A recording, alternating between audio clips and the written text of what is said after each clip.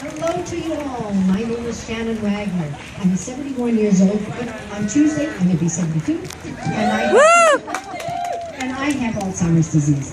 Unfortunately, I inherited my mother's brain genes rather than my father's.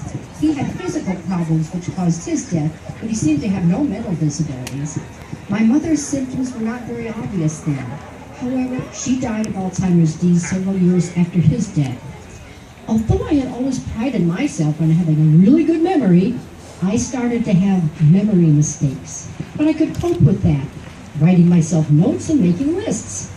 Beginning about 5 years ago, it became obvious to both my husband and me that my memory was definitely less reliable than it had been, and my personal physician referred me to a neurologist. He had me take several tests to determine the extent of my problem and then diagnosed my early-stage Alzheimer's disease. That was about 4 years ago.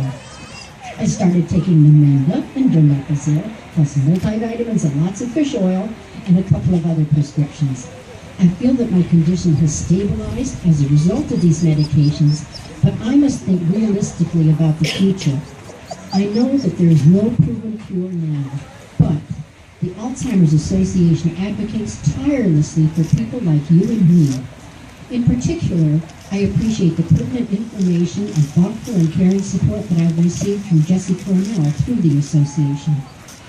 Someday, we all hope that there will be better early diagnoses and more effective treatments that will help people with the disease live longer and without the current unavoidable decline into early death.